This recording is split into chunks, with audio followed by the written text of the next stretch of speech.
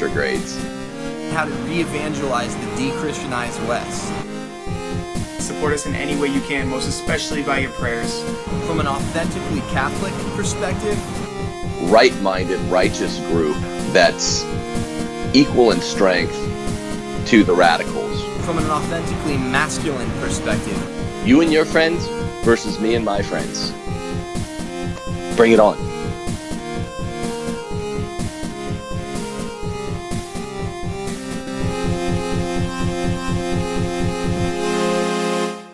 Welcome back to Rules for Retrogrades. We're really excited to be back, and we're going to be going through the final document of the Amazonian Synod. I want to say before we start, though, that Tim made some comments that of his own private judgment that people that wear backwards hats are like trying to be cool. I just wanted to say for everyone, that's not Rules for Retrogrades' official position. That's his own private judgment. I sometimes wear my hat backwards. I think that was Dave. Yeah, that was me, Chris. Yeah, we fined them $22,000 for an illegal push in the back, roughing the passer. How are you guys doing this morning? Ginger. Good. There was also a comment about the brawny man. You forgot that. About what? The brawny man and your general resemblance to him. It's the beard, Chris. Awesome. Excuse me. How are you guys doing today? Excellent. Yeah, I'm doing well. Okay, sweet. So let's start talking about the Amazon Synod, this final document. You guys had a chance to read it, analyze it, see commentary on it. What are your initial thoughts on the overall document? Do you guys think, Tim, you said before you thought that this document was actually already written, or at least it had all of its main parts prior to the council, leading up to the council. You still think that's true for the most part? Dan, Dave, do you agree with him before we dive into the specifics? Yeah, I mean, there are suspicions by lots of people, even at EWTN, that it was written ahead of time. There's no reason that they shouldn't have had it written ahead of time. I mean, look at the votes that they got with super duper majorities. It was 137 to 30 voting for women deacons, 128 to 41 for very probati, the kind of supermajority that makes one think, why shouldn't this have been written ahead of time? Right. And I got some whiffs of that also. I can't call to mind exactly why that was my impression, but yeah, definitely there were some hints that it was possibly written ahead of time. And I think, many of the bishops involved with the synod were chosen because of their apparent favorability to some of these initiatives. So it's no surprise that, if people are hand-selected with a specific end in mind, that the document should be written a little bit ahead of time anyway. So, and there were some whiffs of it in the text of the document, but, nothing that comes to mind right now. Cardinal Mueller, when he was on Raymond Arroyo, was making this point. I think Raymond Arroyo was making the point too, that Cardinal Mueller wasn't invited. A lot of the other cardinals weren't invited. These were people that were handpicked specifically for a certain outcome.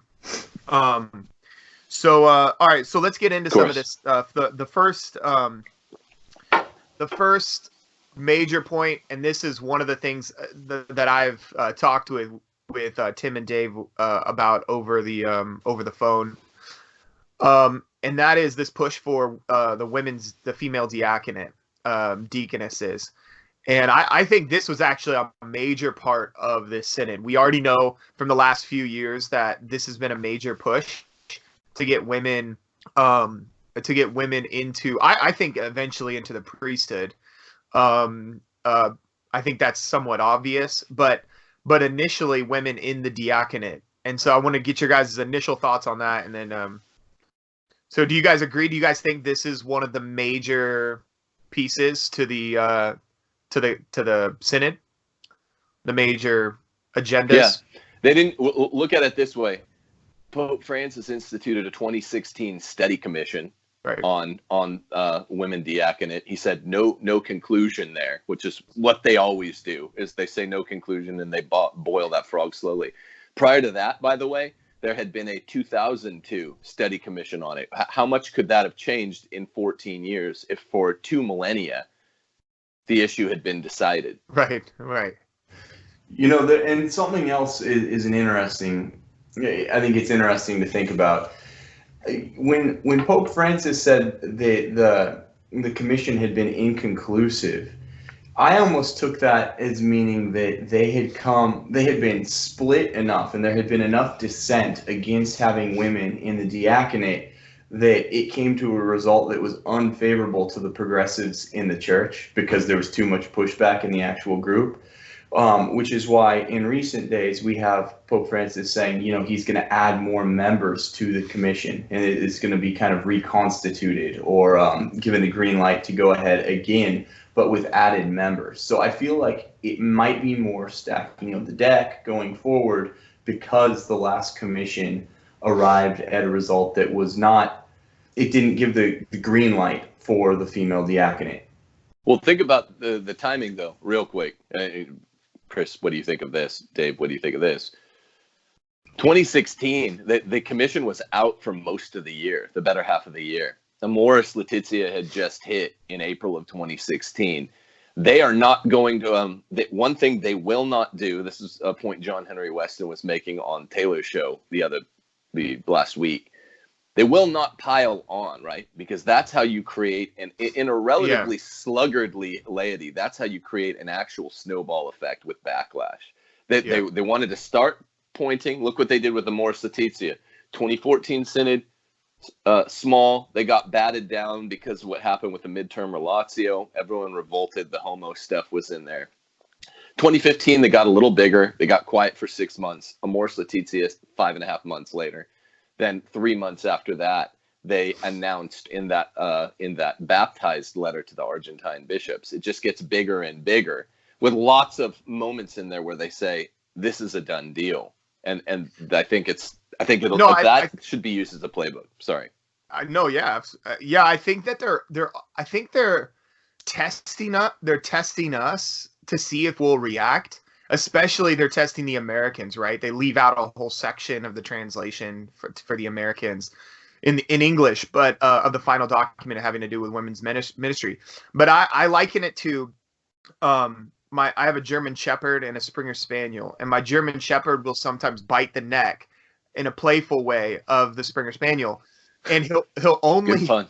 Yeah, I know. He'll only do it a little bit to see if my Springer Spaniel will react, and then as she doesn't react, he'll continue to do it more and more and more, and it'll just get more aggressive, and then it'll eventually turn into a fight. So I think that if they come right out of the gates and they're like, okay, we're gonna ordain women deacons, I think you're right, Tim. I think it's more like they're prodding to see how we're gonna react. Okay, nobody got mad about the commission to study the female diaconate. Okay, we're gonna now ask for it through the synod. Okay, nobody seems to be reacting, and then they're just going to continue to get closer and closer to actually ordaining women. That's what they're right. That's what you were saying. I mean, they're not going to pile it on all at once. No, because that would create a pushback. That would create a stir, and then that ultimately, if there's enough of a kerfuffle in response, then that blunts the momentum of the progressive agenda going forward. So your point, Chris, was don't let the bishops bite your neck. Is that? Am I right? Did I get off track there? Don't let the bishops gently bite your neck. Don't let the bishops aggressively bite your neck. Don't let the bishops even kiss your neck. If they start doing this, people, then get your Springer Spaniel to run. Yeah, right? That's what you're saying. German Shepherd. All right, so let me read a couple of points. We were the Springer Spaniel in the analogy. Sorry. It broke down at some point. All right, so here's some of the paragraph 95 says this. It is urgent for the Amazon Church to promote and confer ministries for men and women in an equitable manner. They also said the Synod document calls for the church to, quote, create still broader opportunities for a more incisive female presence in the church. Let us not reduce the commitment of women in the church, but promote their active participation in the ecclesial community. Yeah. In equitable manner. Yeah. Yeah, think about this. It's unclear. Everything that's of essence after these synods is always unclear, of course. That's the way they operate, Monsignor Charles Pope's weaponized ambiguity. It's unclear as yet whether or not the implications of a regional synod, the Amazonian Synod, are intended to be universal or regional. That's one thing that was not made clear in the final document. And so questions like the one you just read, Chris, hang about, are they trying to create an Amazonian rite that would be restricted to its own jurisdiction, if exemplary in a negative way for other jurisdictions, as we'd say in the law? Or will this actually be universally momentous, universally indicative, meaning that everyone will have viri probati, everyone will have women deacons? We know where they're going with this weaponized ambiguity, is what I say. I also think it's important for our viewers to get their minds around the very fact that this is not we in this pontificate, we've talked a lot about the whole church sort of coming together, making decisions together, synodality, and all this other stuff. This was not a universal church decision. This was a handpicked group of people that came together. And it seems like with a synod, you're supposed to have bishops from all around the world, bishops from different perspectives. There's supposed to be an argument. There's supposed to be a debate. Right. I mean, that's what Francis has said that he wanted. And now we have a specific group of people, this handpicked synod, that are suggesting that the whole church change its practice and its teaching. I just think that's important to point out that this is a backdoor way to sort of get get an agenda through. And it's important that we see it like this too, because I think that's exactly the tack. I think it's exactly the strategy.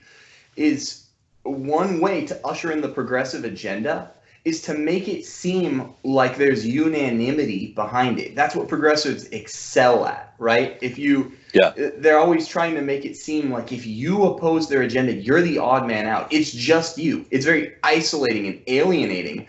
And because they do fear the faithful or just conservatives, retrogrades banding together, because together we can fight these initiatives and we can do so effectively. But when we're alone, when we're not members of some fellowship, we're very vulnerable and we're very weak. So this is why I think there was a hand-picked group of bishops in this era of synodality, in this era of, we want to take a vote from the churches all around the world, right? Because these are dissonant things. There seems to be this underlying tension there with, we're hand choosing a group of like-minded bishops to vote on this document, but we're going to talk about how we need synodality in the church and we need to hear all the points of view, right? That's a seeming contradiction.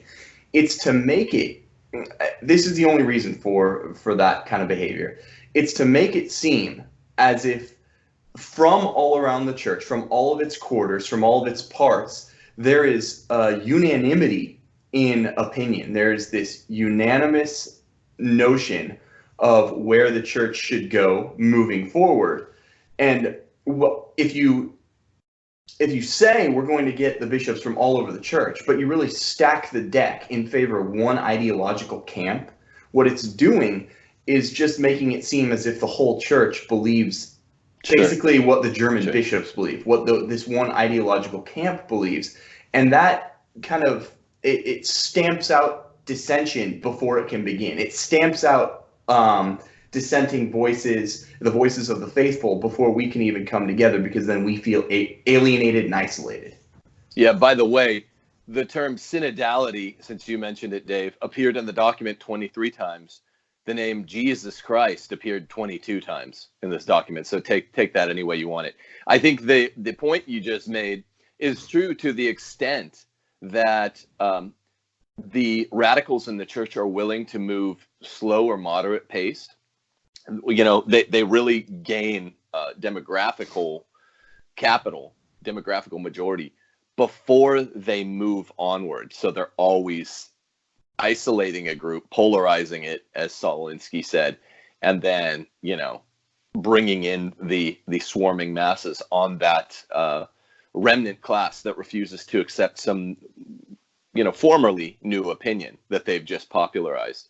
To the extent that they work fast, however, which is what they're really doing under the kind of second half of the Francis pontificate. Hopefully we're in the second half, my stars. But to the extent that they work fast, that's not necessarily as true. I mean, here in the Universal Church, they kept out even moderates. For heaven's sakes, even Peter Cardinal Turkson allegedly voted against both of these measures. Well, it's the illusion of unanimity. It's the illusion of a consensus, and it's being crafted. It's being inorganically crafted because, of course, there isn't a consensus among the faithful on these things. If anything, there's a consensus among the faithful against a married priesthood, against, of course, among the faithful. Remember, I'm not just talking about rank and file pew sitters. I'm talking about among the faithful. And this is a mistake. People think of sensus fidelium and they think it's just a popular vote among anyone who calls themselves Catholic. And that's not right. It's among the faithful. And of course, among the faithful, as we're going to get into later in the show, among the faithful, of course, we're all against the female diaconate, right? And I think almost all the faithful are against the married priesthood, even though we've seen that discipline in the past, and we realize that the idea of the unmarried priest more closely resembles Christ, the relationship of Christ to his church and whatnot. Yeah, so let's move on to what I think is really important. I saw John Henry Weston report on the fact that part of this section of the document on women's ministry was left out of the translation in English, and I don't know all the facts on that, so I want to get this straight. Was that the official English that wasn't the official English tradition or translation that was released?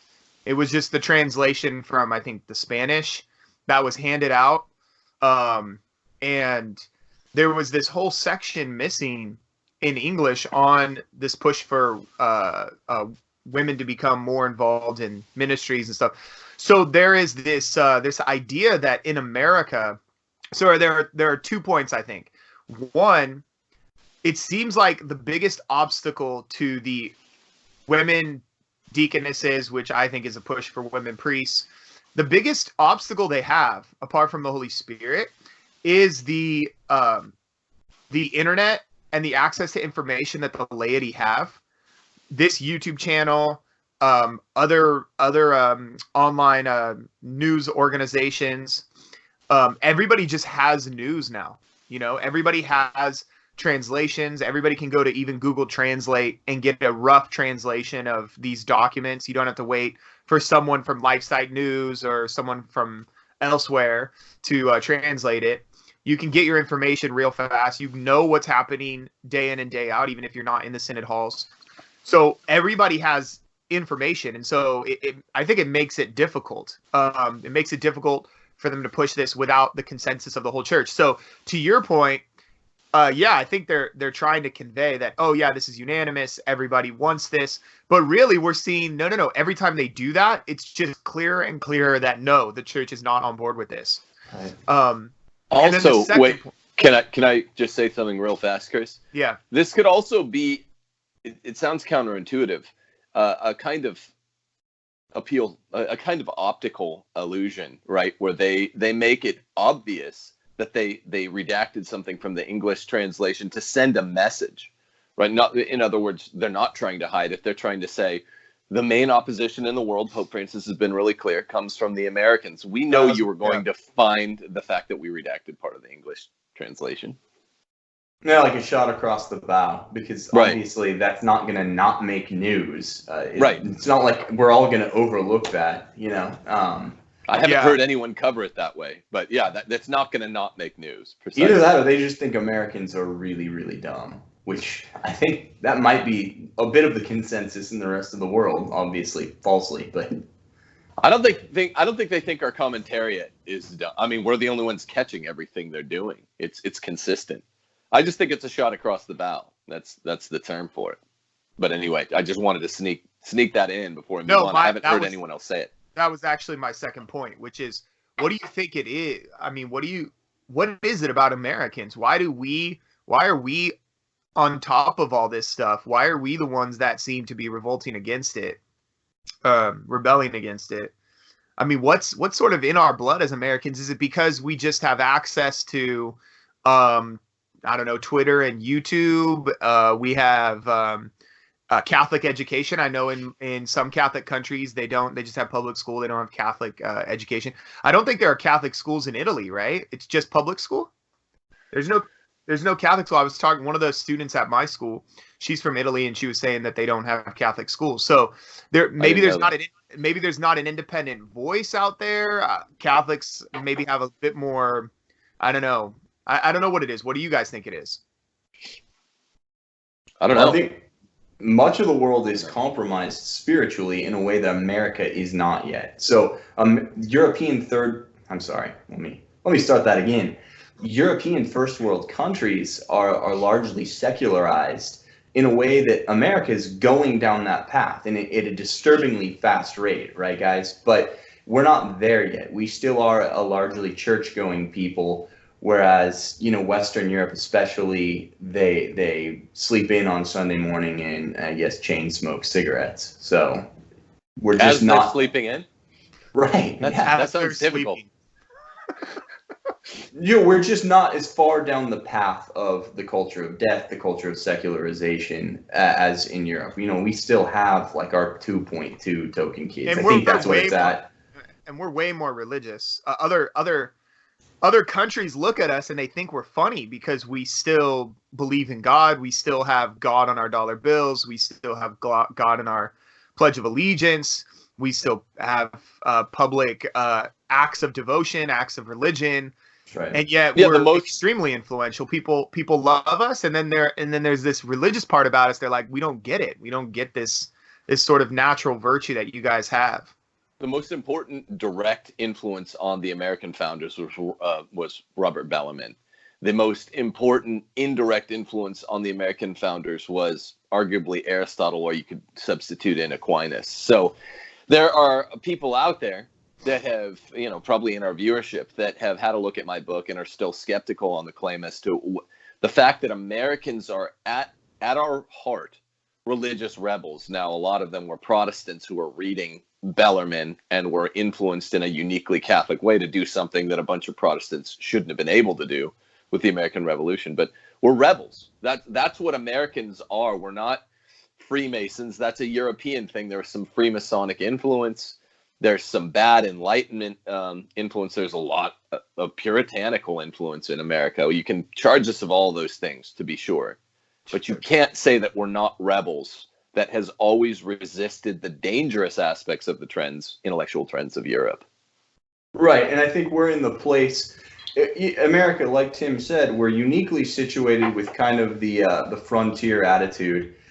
We also are in a place where we're still a first world nation, and we're a constitutional republic where we have access to information, to the media. So in a lot of third world countries, you probably aren't seeing resistance because they have less access to the media, they have less wealth. We are uniquely positioned because we're a wealthy nation. We have our freedoms. We have freedom of the press. We can go to the media. We have robust reporting. So we have information at our fingertips all the time. And at the same time, we still are a religious people by and large. So that kind of combination of circumstances makes us, it kind of makes us the default talking heads, the default pundits on these things religious. Yeah, but even like the traditional movement, the FSSP, I think you guys were talking about it yesterday in the live stream. This FSSP parish, I was at it on Sunday for Latin Mass, and it was packed. It was packed. It's growing super fast. I don't know. I think that they're either going to launch another parish or they're going to maybe build on this one, but they're growing really fast, and it's a lot of young people. A lot of young people. And yeah, trads hate the church. Trads hate the by and large they unfortunately the move is one of my strong disagreements with the so-called trads, even with my strong traditionalist leanings. They've become America haters as a bloc. And the problem with that is America is the locus in quo of the largest traditionalist movement in the world. That means something. It's because we're religious rebels. They don't get that. They need to come around to that. Sorry, not that we're talking about America, but no, it's worth saying. That's a good point. Yeah, okay. So let's move on to anything else you guys want to say about the document, or I'm ready for women deacons. You're for it? No. I just said I'm ready to hit it when you guys are. Okay, so well then let's do it. Yeah, women deacons. What do you got for us, Dave? Go ahead. Well, I would start. I think this all has to begin under the rubric of 1 Corinthians 14:34, which of course famously reminds us that women are to be silent in the churches. They are not permitted to speak, but must be in submission, as the law says. If they wish to inquire about something, they're to ask their husbands at home, for it is dishonorable for a woman to speak in the church. Now, with the modern diaconate, right, and proclaiming of the gospel, proclaiming of the homily, it doesn't mesh. The female deaconesses just cannot be absorbed under the penumbra of Scripture, when it's so clear that even women covering their head in church, a lot of people don't understand the symbology of this thing. You know, they cover their heads to show that their husband is the head of the family. And Archbishop Fulton Sheen talks about this in his book, 3 to Get Married. One of the reasons for this symbol, and there are multiple, but is to show the headship and authority of the male. So how can you have a woman taking this leadership role in the church, in the mass, in the liturgy, right? Proclaiming, acting as the lips of Christ when she proclaims the homily, right? In this liturgical function, when she, of course, isn't made for headship. She's to be under the authority of her husband at home. And at the same time, Christ was a man. So how can she be serving as the lips of Christ in this liturgical function?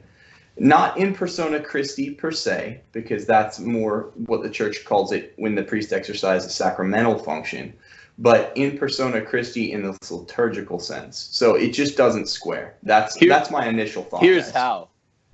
Their goal is to kind of formalize women lectors and women acolytes, right?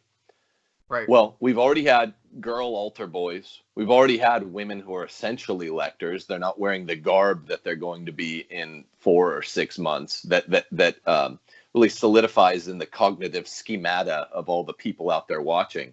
It'll further solidify it, but and christen it all the more. But we already have female EMs, which is really the full liturgical function of a deaconess, a deacon. There's no such thing as a deaconess. No, it actually goes beyond a deacon, because a deacon's doesn't have consecrated hands. Deacon wasn't even supposed to be handling the Eucharist up until the 70s. But that's true. It goes beyond what a deacon did in the church for 1975 years or whatever. But they've already been handling it.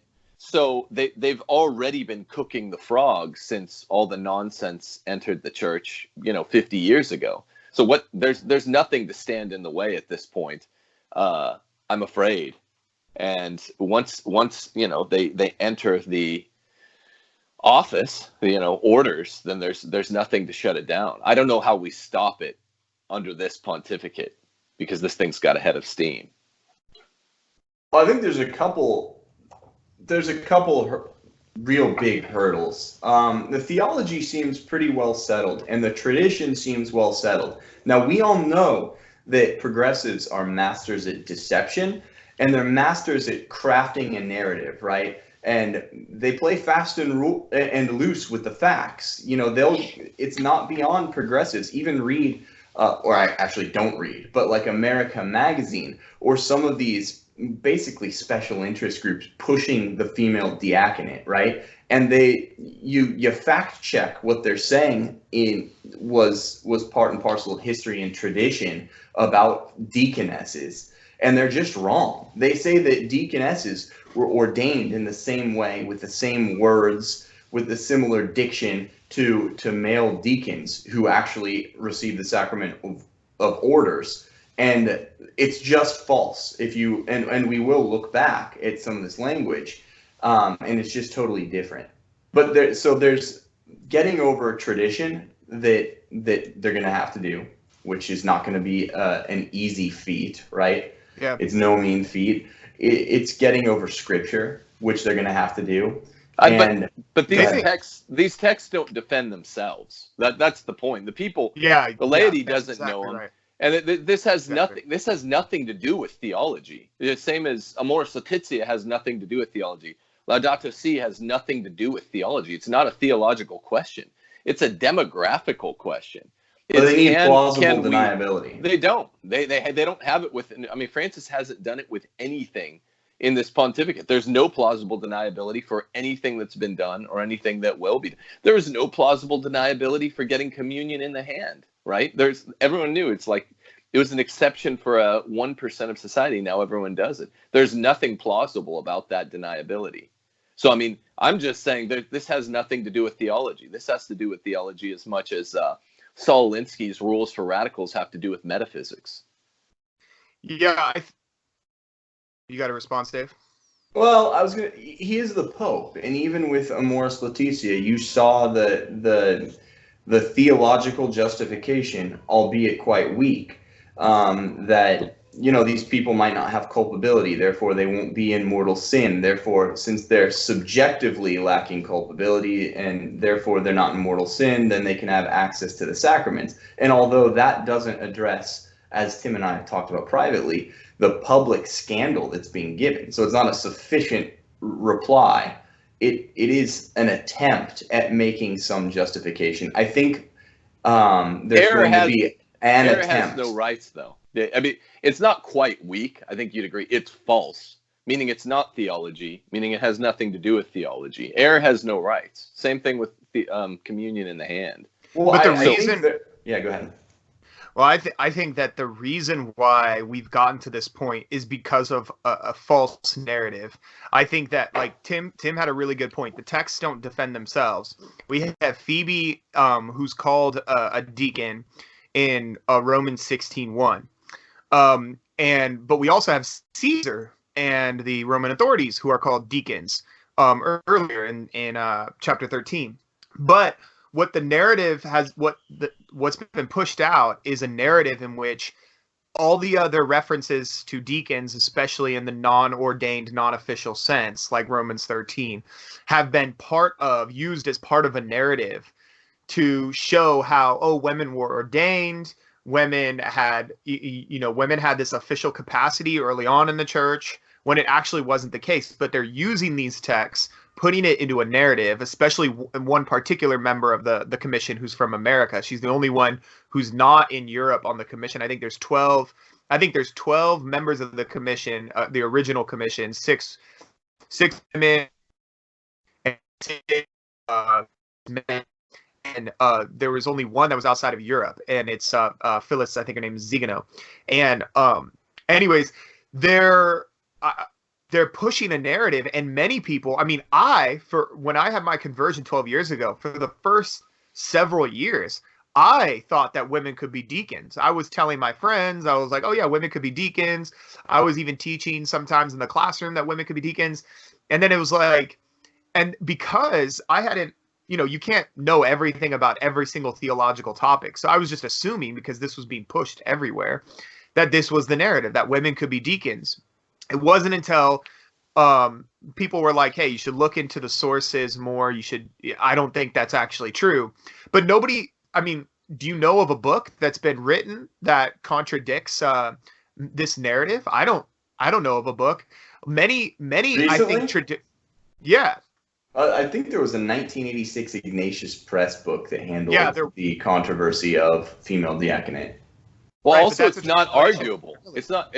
the reason so few books have been written on it is because it even makes it into basic, squishy My Sunday Visitor textbooks. The textbook I use for my church history class, which is not some reactionary right-wing book. It just says, by the way, Deacons is capitalized, and it's one of the kids' vocab terms in the church through history.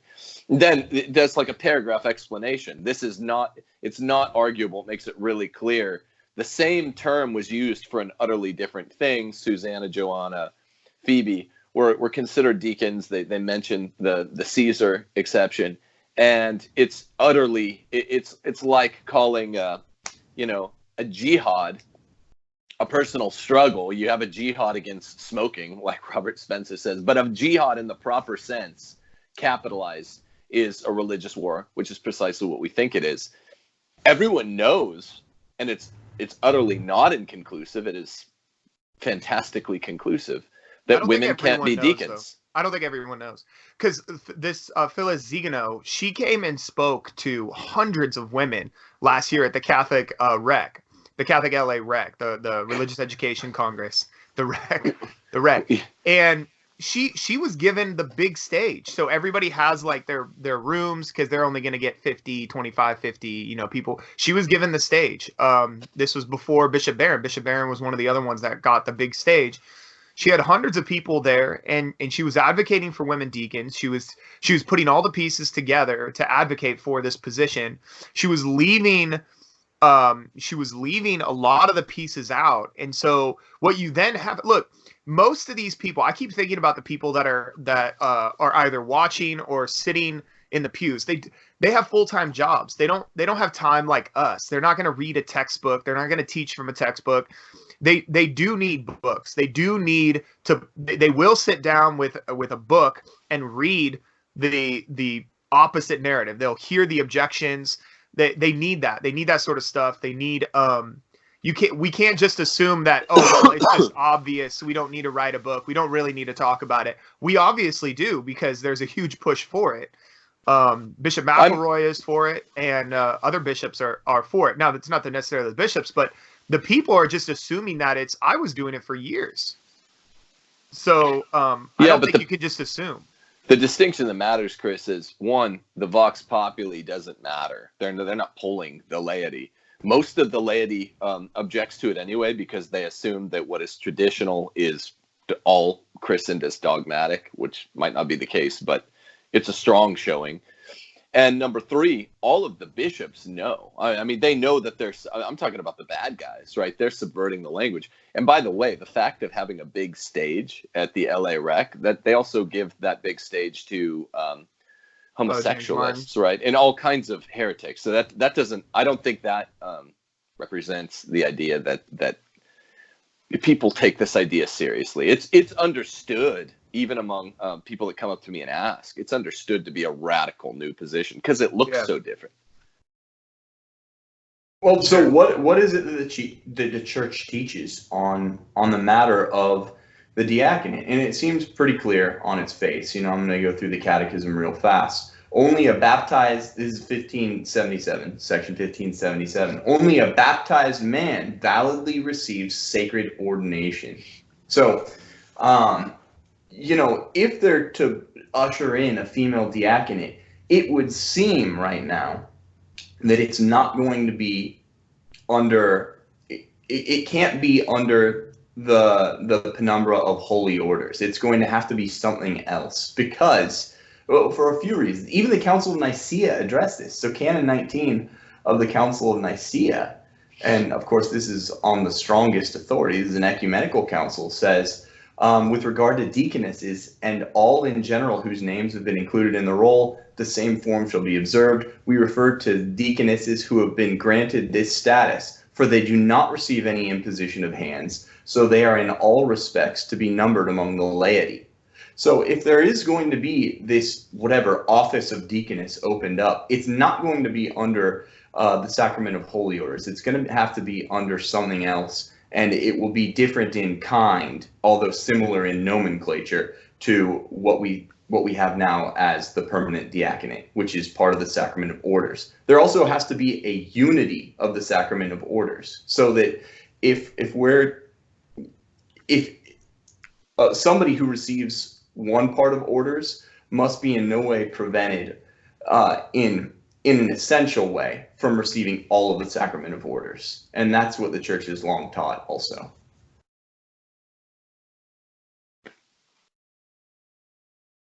And with that, what do you guys think? Yeah, I mean, I think this all cues up in my mind an interesting conceptual nexus between what Dave, you and I most often discuss this as the primary problem of the clergy is LMNOP, right? The homosexualist bishops that are pushing a kind of maybe not transgenderism per se, but what we call the original transgenderism, which is a form of feminism, right? And of course, in the clergy, when we're writing the book, the feminism writ large is the main problem. This push for the female diaconate to overturn, the clear church teaching that's not disputable. They're not really interested in disputing it on the merits. They're interested in, overturning it in fact. It's the perfect, I think, Chris, this is what you were talking to me about on the phone the other day when you said we need to do this show, this particular one we're doing right now. This is the absolute nexus between the main problem in the clergy, the kind of effeminization of the clergy, and the effeminization of the laity. If this gets through, I'll hate it. It'll be awful. But it'll be the perfect watermark of the age, won't it? It's the perfect uniter of the two things. Isn't that what you were saying?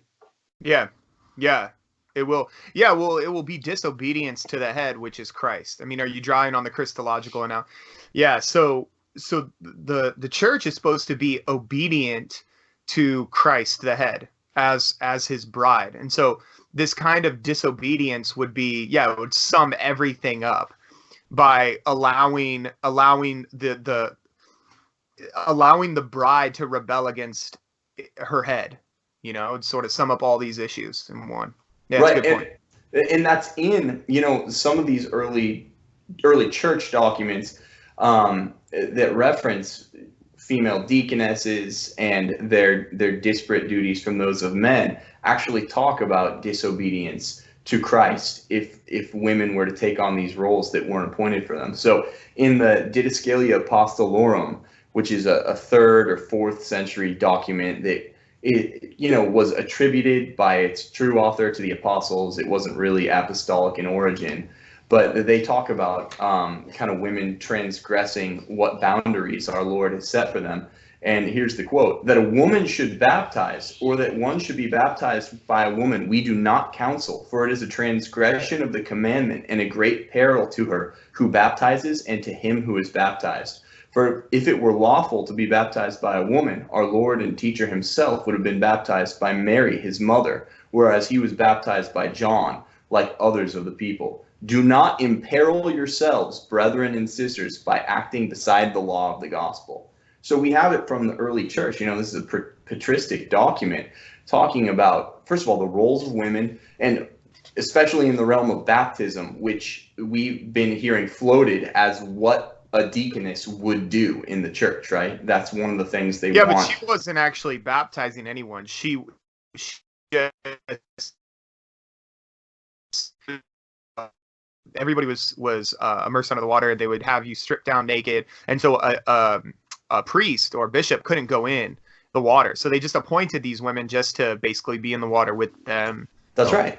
So they weren't actually baptizing. I know. He wasn't saying they were. Yeah. Right. No, I'm saying what we're being cautioned against is to give women these extra powers. And I'm talking about the contemporary bishops. One of the things they've been floating for what deaconesses should do is to take part in baptizing in baptisms, right? So I'm just saying, giving these extra roles to women, you hear the early church saying, don't imperil yourselves by acting beside the law of the gospel. That doesn't sound like somebody referencing a discipline, does it? That sounds like somebody referencing a doctrine, the law of the gospel, that's making it part and parcel of the eternal moral law, right?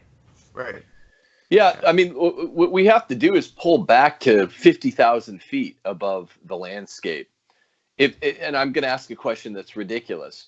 If there were a regional synod and they did Atlanta or Omaha, the Synod of Omaha, and they got only the most conservative U.S. prelates and maybe some of the African prelates, and which would be the equivalent. They invited them into the Synod on Omaha, and they one of them was faithful Cardinal Sarah and some of his friends, and they said, let's look at let's look at the liturgy here. Let's do a study commission. We'll implement this. Everyone else is not invited in, and it's all of the TLM bishops that are the most favorable toward the TLM. And they said, okay, what you guys say in this regional synod is going to be treated in many wises more like a universal synod. What would the radicals in the church be doing, right? And they would be saying, okay, I guess we lost Francis. I mean, obviously this isn't going to happen. He's their figurehead, but they'd be saying, okay, I mean, this is as clear as a bell. You're speaking through numbers. That's all this is called.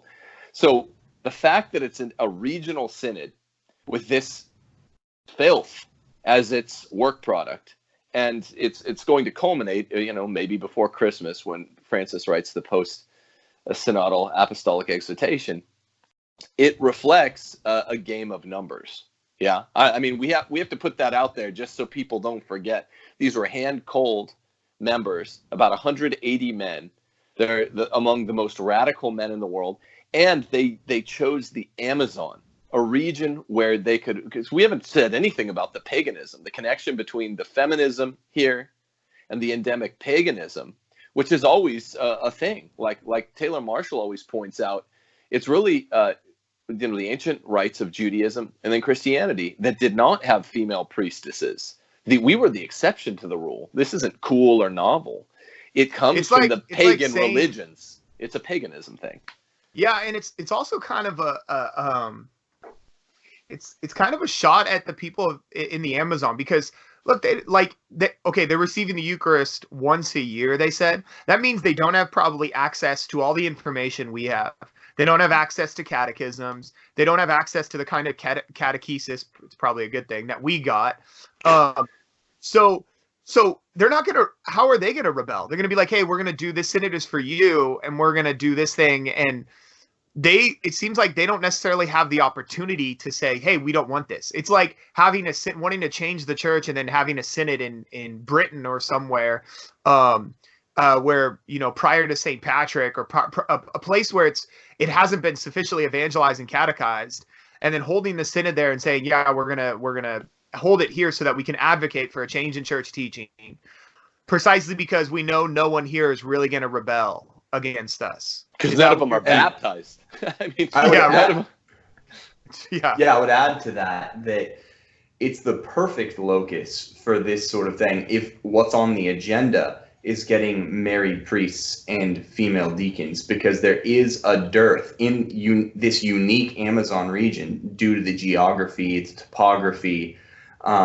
There is a dearth of male priests and male leaders for congregations, right? So it's perfect, because then you can argue, based on the dearth of male priests, that we need, first of all, a way to expand who can enter the ranks of the ordained into the priesthood, so that we can have a growing number of priests to minister to their parishes, to minister to their flocks. So that's where we get the viri probati. And it's also perfect because then you can say, well, because there aren't enough men to do this, we need women in ministry. So it's the perfect locus for this, if you think about it. If you were a tactician, go ahead. No, by the way, let's step back for a second, because my heart's with the people in the Amazon. Okay, these are legitimately Catholics that are in desperate need of the Eucharist. Okay, if you were Pope or if you were a bishop and say you were in charge, what would you do? Would you push all these agendas, or would you have a synod and you're saying, look, I'm going to call up some of the richest Catholics I know. If they're in America, good. I want to contact them. I'm giving a personal call. I'm going to invite them to Synod. I'm going to say, hey, let's put our minds together. Let's put our money in. Let's go out and get some of the hardcore priests out there that are willing to risk their lives, to give up everything. And there are tons of priests out there. The Brothers of St. John, FSSP priests, you name it, the Norbertines, and say, hey, I'm the Pope. I have the authority. I want each of you guys to send 6 of your priests. We're going to pay for them with the help of certain donors. Some of the I know the American church would pitch in. The Americans, especially the younger generations, we love giving to causes like that. Look at our live stream. Look at our Patreons. Everybody's supporting us. How much more if the Pope said, "Hey guys, these are people that get the Eucharist once a year. I've held a whole synod on it. I want everybody to give money to this cause. If you have an extra dime in your pocket, give it to this cause. We're going to go and we're going to evangelize this region with some of the best priests that I know out there, from the best orders I know out there." That's how you solve it. And you're like, if you have a lack of priests, what do? You go around and you say, okay, whole church together over the next decade. I want programs in place. I want everybody praying. I want everybody going to young men and reaching out to them and saying, hey, we need you guys to be missionaries. Do you want to give your life for Christ? Do you want to give up everything for the sake of the martyr's crown? Go to this region and give your life and give. That's what you do. That's what Catholics do. Think about St. Junipero Serra. They didn't have access to the resources. They had boats that many of them sank. People got sick on. They didn't have access to medicine. They didn't have resources. They had a love for the gospel. They had a love for the gospel. Think about St. Junipero Serra's mom. She knew she was never going to see him again. And what does she say? Always look forward, never look back. She was on board. She wasn't on board with the ship, but she was on board with the mission. Dude, that's deep. That's almost as deep as what Darth Vader's mom told him. He on the desert planet of Tatooine, she said, "Never regret," and then she sent him away with Qui-Gon Jinn and Obi-Wan Kenobi. That's where you're going Obi-Wan with this, Kenobi, right? Well, Obi-Wan Kenobi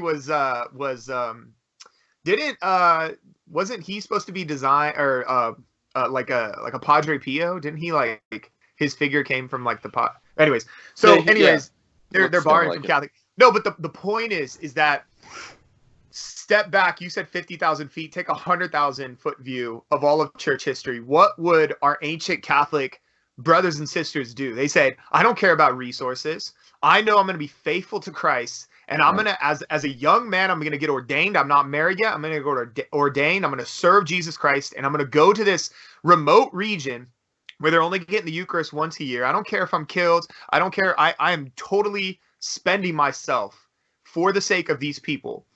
But instead, we have an entire synod where I still don't know how these people are going to get the Eucharist more than once or get their sins forgiven. I still don't know. That's a great idea. You know, the problem from Francis's perspective is it spreads the gospel in a legitimate way to people that don't have the gospel. That's the big problem, and it would work. It's proselytizing. That's why that would actually work. This won't work in terms of anything except getting women priests and deacons and getting married men into the priesthood, because it's a discipline. It can change, but it's negative. This does nothing for the Amazonian people, but that's not the goal of any of the parties involved here. No, they're pawns. They're being used. They are pawns. Yeah. But I'm saying if this was a synod about evangelizing the people of the Amazon, these are the sorts of things. So I'm drawing a clear, it's a great clear picture for them.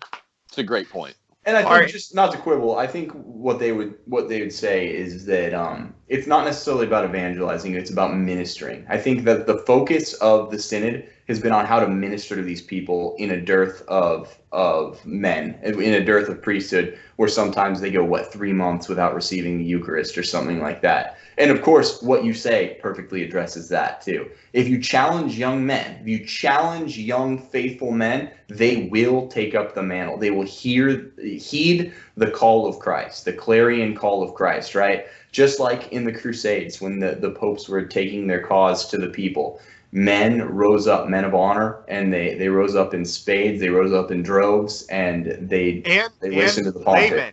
Laymen, men like us will take part of our income, even though we have growing families, and say, okay, there's other men that are not married like me. I have a career. I'm making the money. I am going to give a chunk of my money to these men that are going to go and spend their lives.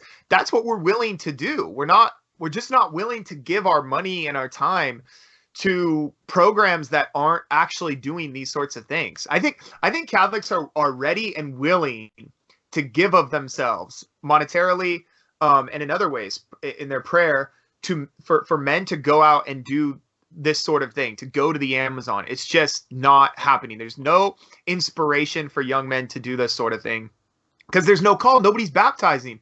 The bishops that are down there aren't baptizing, or at least one bishop said that he's not baptizing. Kreitler, could you imagine St. Junipero Serra like sitting here on this stream with us? He'd be like, I don't know why I did what I did then, if we're not supposed to baptize. It's defiance of Christ. He says, go and baptize all peoples in the name of the Father and the Son and the Holy Spirit. To boast that you haven't baptized, that takes some stones, man. That takes some sand. Yeah, teaching them to observe all that I have commanded you. It's so funny that Christ put the all there, teaching them to observe some of the things I commanded you. He says all because he's sort of like assuming. Bro, in my translation, it said 45%. Pick what you want out of it. Okay, well, mine says 55. But okay, look, Cardinal Mueller himself, not an extreme right-wing kind of guy. He said he summed it all up, so we don't have to we can say what he said. This whole synod has been a pretext for changing the church. One other quick point. Yeah, I think everyone out there knows it. One other quick point. Ed Penton did a little workup on this in the beginning of the last week of the synod. He says all this that we've been hearing, the justification, Dave, you're using it. I've been hearing it for the 9 months in the run up to the synod. The justification for the Amazonian region, the utter dearth of priests and all that in the region, it was centered in, like, he had the statistical analysis. All of the dearth is centered in the cities in the Amazon, just like we have a lack of priests in first world cities, second world cities, third world cities. So the Amazonian region is actually, it's interesting sounding, it's zesty, and it's ethnic, and it sells well that these people, hey, they're indigenous people here that really, let's be honest, they probably worship Pachamama still. They brought it into the Vatican and were worshiping her there. That's how I know, worshiping this disgusting false idol. But that's, I think, why they chose the feminist / pagan region. They could sell it really well to push the idea that the demographical population wasn't concentrated in the same problematic way that we see the lack of priests around the rest of the world. Penton's report was really interesting, on point. They like the paganism stuff. It mixes perfectly with the feminism, and let's face it, Cardinal Mueller's right. The whole point is changing the church. Just everything out of this pontificate. It's about changing the church. Yeah, Dave, you got any concluding thoughts? We'll finish there. Well, I think one thing, we should just disabuse our audience of some of the false arguments out there for deaconesses in closing. That way, put on the armor of the true gospel, of true information, and it deflects falsehood with great efficacy. So I just want to say that when you hear female deaconesses referenced historically, they were never ordained.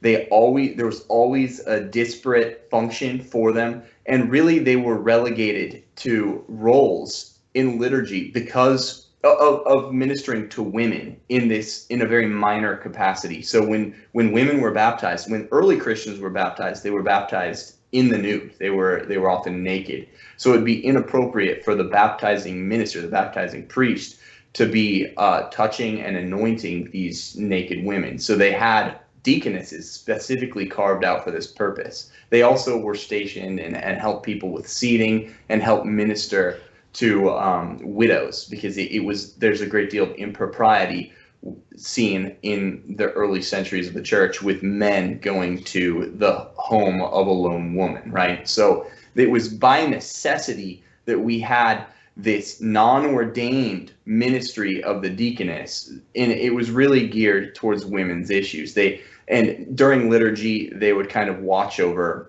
the women in the liturgy, because oftentimes they were seated separately from the men. So there was kind of a need for a women's ministry that was crafted by the culture of the time, by the way things worked in the church at the time. But there's not that, we don't baptize people naked anymore, number one. We don't, Wait, Cardinal McCarrick was telling me differently. We don't baptize. He asked me if I wanted to. He was like, dude, come in the confessional. I only do nude confessions too. Come on. We do it all naked. Are you sure? So are you sure? Because I thought that sounded plausible.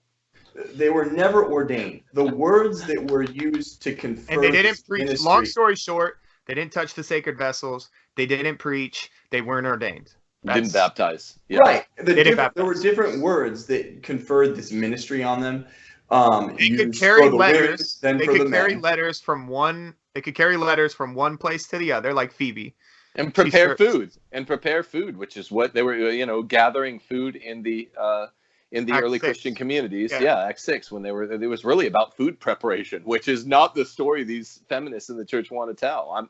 I'm all for the food preparation aspect of this. Right. I don't think that's where the feminists are going. Let's recall the words of, again, this is the Didascalia Apostolorum. It is neither right nor necessary, therefore, that women should be teachers, and especially concerning the name of Christ and the redemption of his passion. For you have not been appointed to this, O women, and especially widows, that you should teach, but that you should pray and entreat the Lord God. This is not, we're told all the time to get around Paul's words, that I allow no woman to teach or have authority over men. We're told that this is a cultural thing. It was unique to Paul, right? But we're talking regional. Regional. This is a document that the Didascalia Apostolorum was something that is from the 3rd or 4th century, and it's supposed to reflect more of a consensus in the church. It was, like I said, it was ostensibly of apostolic origin. It wasn't really, but it's an important document to us because it shows us the mind of the church. And again, we're talking about something that wasn't just custom when we're dealing with women can't teach and have authority in liturgy. We're talking about something that's being attributed to the divine and eternal law, right? Yeah. So, and again, like Chris said, like Tim said, like I've said, there was no ordination for them. There's never been ordination for women. That would violate the unity of the sacrament of holy orders. So deaconess, although deaconess sounds like the word deacon, they're totally different things. Don't be taken. That's just going to be the line to give plausible deniability to progressives who are really pushing the feminist agenda, trying to get women in a place of power in the church, and with an eye eventually to get them in the priesthood. Remember, this whole thing's a Trojan horse to get women in the priesthood and get women in leadership anyway. It's a stepping stone. You can't get women in the priesthood if you don't get them in the diaconate first. That's how liberals work. They do it through increments, because if somebody was just to say, I'm going to make a woman the Pope, then everyone would be like, they'd scoff at him. We'd be like, who are you? Get out of here. If you do it deacons, then priests, then bishop, then cardinal, by the time they're at cardinal, then everyone's just going to be like, yawn, so what, woman Pope, we're not going to dissent. This actually links up quite well with getting priests married, because the more they can pull Christ and the priest apart, the more they have room to sort of get women there. So remember, the big thing is people have to hold on to this. The Christ represents the priest. Christ was celibate. Paul says that's sort of what he wants, the priest to be celibate, to link up with Christ's own priesthood, because he's reflecting Christ to the people. The more they can pull that apart, the more they can get married priest into the priesthood, the more they from Christ himself. That's the goal. And so all these things are kind of converging as one. You can sort of see what's going on. It's a great parting shot. Yeah. Right. Yeah. No, I know you got to run. Yeah. Hey, I just wanted to get this in real fast. Great support from the good people at carryacrosslifestyle.com. Last night when we did the live stream, I said carryacross.com. It's carryacrosslifestyle.com. Type in Tim, or Tim1 is the promo code. There's great stuff there. We want to thank all our patrons. We're putting all of our patron information up right now. Thank you to everyone who follows us on Twitter. Please do that if you don't already do so. and keep supporting Rules for Retrogrades in its inception here.